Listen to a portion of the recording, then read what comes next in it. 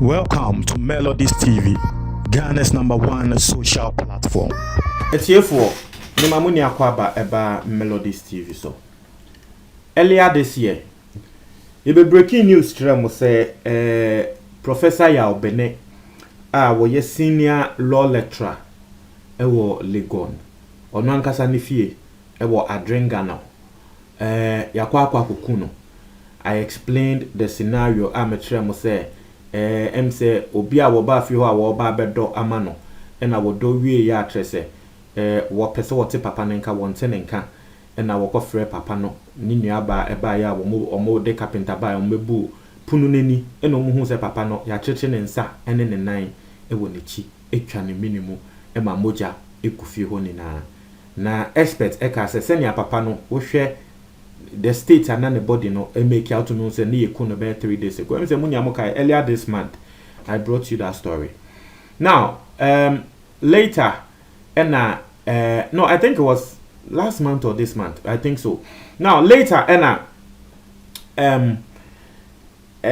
mede Abraham say yachi nkrofo 4 police also say nkrofo 4 na yachi omo no they have a hand in it. Na nkrofo no mudin de Christian Pobi, James Nana Wumba, Isaac Botche, and na Adams Mensa. Na nkrofo we ni na ye nkrofo wo mu ye adwuma ma papa no. Ba kon eyobi a wodo e ma papa no. Ba kon no eye cleaner. Say wo pepa fie ho. Ba kon so eye ye beka se wo ye boy wo ye obi a papa no osene no on errands na nyama. Say bebre. Sa nkrofo yi ni a wo mu ye nkrofo a papa no wo mu ye adwuma e ma sa professional eye Legon lecturer etiefo de yete and say yesi nipa baako who is the cleaner no wa confess say waka ho bi ema wo mu ekum papa no na the other 3 na obi a nipa ko na wodo ene the other house domestic workers no eno de wo mu nimhwe efa wo ne ho nti da me no ka say police for drop the charges against 3. The charges against Isaac Botche, Christian Pobi, and Adams Mensa. Police for drop the charges against them. But James Nana Wumba, one no we cleaner no. One no a confess say yes, one name for other 2 people be and a buy a bekum papa no. And into one no there. One name sa other 2 people no police for air show more achiwo mo. Na assemble ye beka safa ho. Ye beka safa ho papa because if you see we won, if you see we.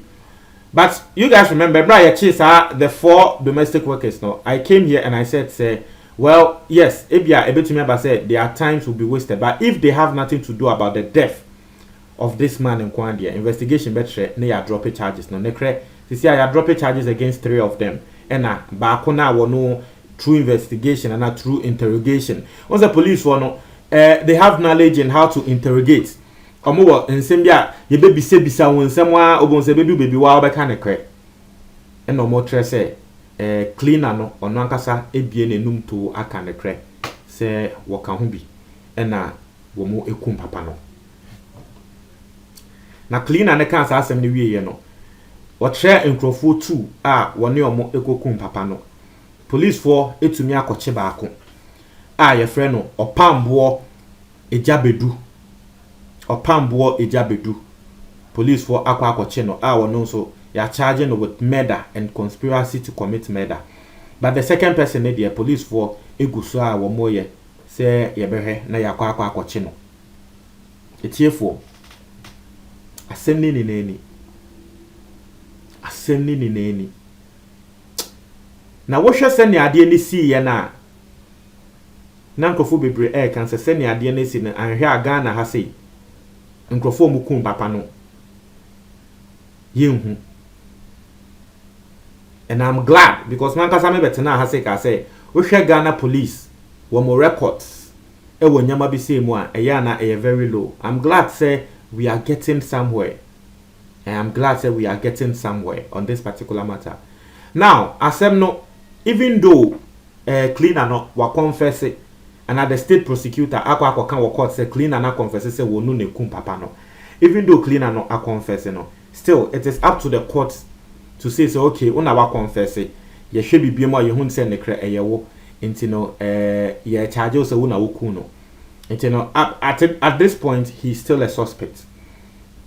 But eba ne say ne kra court ko hwem ni ye hun ne say ne kra eyo no na ne kra one other two people these are bone na. It just goes a long way. And right now me hear video bi Ghana ni bi a wo abroche na he was speaking bitterly. Ghana ni bi a wo abroche o na te say he was speaking bitterly of the behavior of Ghanaians even e wo abroche ho. Say one kasa wo nua Ghana ni de wo de be ye no wo be hu say yes o kan ma wo kan say wo no ankasa kra no edu bebi na danfo bi mbrofufo bi be robe na danfo bi omukohwe mu no na wo no ankasa na danfo no ni nua Ghana ni ene kobo sankrofo ne pa obi a wo ne nenam ene kobo ne pa se wo mumbra mbe robe no chese even in Abroche Ghana for complaining about that particular thing. The bia can should your ben. You see these things say it is just in movies. If it appears in real life sana na talk so say hey sinipa da siniti sa wa ho se papa no onu ankasa obi a wa ma nejuma oye ni cleaner. It made me susu say ebia cleaner no otianeka because I don't know how it works but we ye juma ma papa no e papa ni fie papa no e lecturer but show ni nim se nkrofo bi na bebo cleaner ne pa se won be kum papa no ne ma ni ska o se cleaner na nkasa na ehwe a ni sika bi wo se woji wo papa ne mfa ma no tre se reason ne de the reason why he killed Papa no because onona sisi a walk and say onona we kum Papa no. You see the reason why allegedly he killed Papa no. Yenyan kan court. But I am just here thinking of the reason why someone would do something like this. Na me dwen wa menti ase. Obi a wa ma wodwuma a wo ye woni fie. Akobọ pa with two other people. Onankasa no mu nsama waka ne yede kasa o. Onankasa na nsama waka tre police ono ne yede kasa. Wo se wo kobọ pa ne nkrofo mienu e na ebo pa e no mu kokum papa no. Se bibi sa ne akọ na tre se ebia eyesika obi na bebe hu omo ka tro mo se munkum we ne ebe ma mu say because edien poti edien wo hwe ana utie embra journalist a ye friend no Manasseh Azori investigative journalist wo se wo ni papa no pa na papa ni wu ye no no Manasseh ekọ papa ni fie mi be read Manasseh ne letter ana the statement a wo betro ye e wa asem ne ho sa article no what title no why the murderers of Prof Bene would not be found. Manasseh asem a wo tro ye no na wo read the article na obehu ne say article ni Manasseh kan say wono ankasa kra wo du fie ho no hu say dabi nipa ko wo kum papa no eye obi a wo have access to the house. That is what Manasseh said. Manasseh said that in his article. Or say the person or say Claire would do fie ho ko hear the crime scene and everything na obehu ne say the person who killed the man has access to the house. Obi a wo tai ba fie ho inti embra na wo ba fie ho no papa ne hu se o nipa ku we wo ba be ye adwuma. Manasseh article no is stated it clearly say the way the scene and everything was no but when they say like as a nipa ku no enya force entry as a nipa ku no papa ni no papa na kasa na bie pon ne ma nipa ku no so obra inside be ye adwuma na hwehwe se ne akwa wie no eto de bia wo se nkrofo obi a wo ska pa wonya papa eya na wo mpese nkrofo beben no eya na ye kan so we de wo mpenipa eto de bia wo nti ase eto de bia wo nti ase da obi wo se nipa ku no wo ska wo di nipa nsre wo mpendan fosem na si o we de o mpenipa abrante we de wo mpenipa abrante de bia na we mu na nanim ha eto de bia wo se wo ti ase na wonim de nipa ko no wa experience pa ka be hu ne say yes nipa bi wo ho a eni kwa se mo ben wo nti me won at this point se wo bi ye na de na wo se o mpenipa wo ben nipa wo I don't judge the person because I don't know what the person has gone through. Ebia na nipa kono wo ma nipa bi ben no ana woni mo bi a wo ma nipa ben no na de nipa ne de ye no papa ya professor imagine say ebia woni ne workers no ngofo bi wo ho a wo ye nejuma ye fo kra na wo mpene ma wo ba ne fie. Yes, there are some rich men like that. Only why we ye juma man na ye we a ene de bia na obenya asese obeba ne fie saa ompene because they know omunim akwa yese wiase we mu no wo mo forget nyamba bi eyi omunim sretre nipa no san crofo ne na bone to wo mo. That is how it is looking right now. As nipa na wo beyi ne nim agi nipa ba ne nchen wo beyi ne nim asresratre nipa ama nipa ba ne fie ne nyama no as san crofo no na ye de bone edi omo.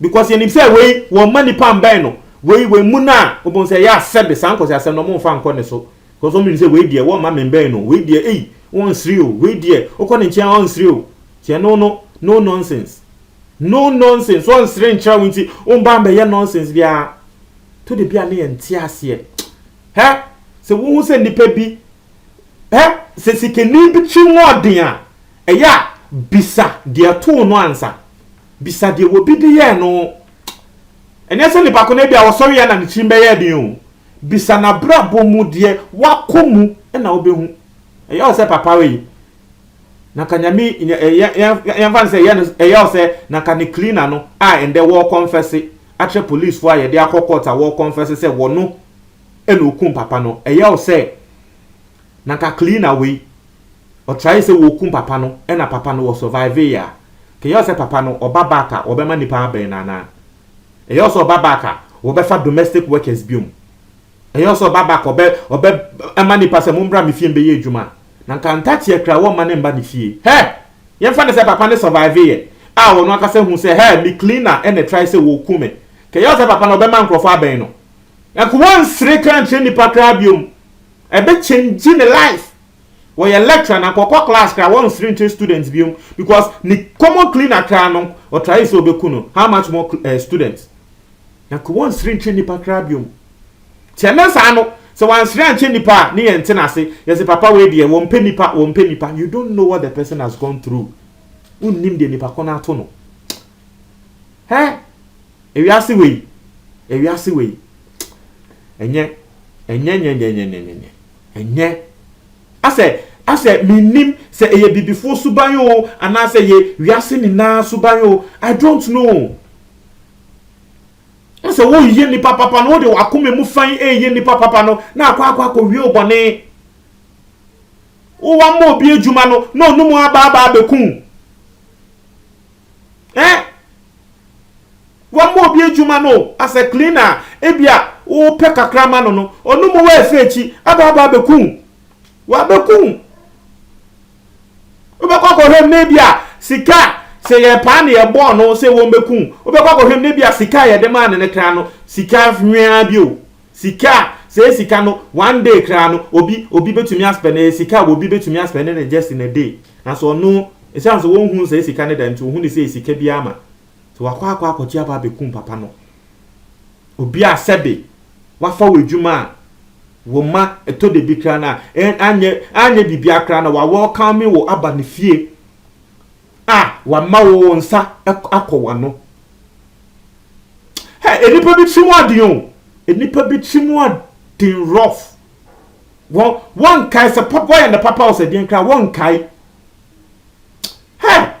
enema se nkrofo bi se nipa pese nipa pese obeye papa bioma eya na onti ase eya na onti ase o eya na onti ase wati we ya se papa we ne wafa ase ne ba ne busuafo ehu die si eya se wo mo bepene say if they have domestic workers at home, and you say they will sack them one time. Now so if as domestic workers now, womu fear maybe a womu ye good, but because of obi and not because of at home we bush any means, you know, they will sack the domestic workers one time. One time. Because upon ne nuaba and a bar on bebu pununi. Ne wa fase ba hobby, yes, wo ba e wa broche.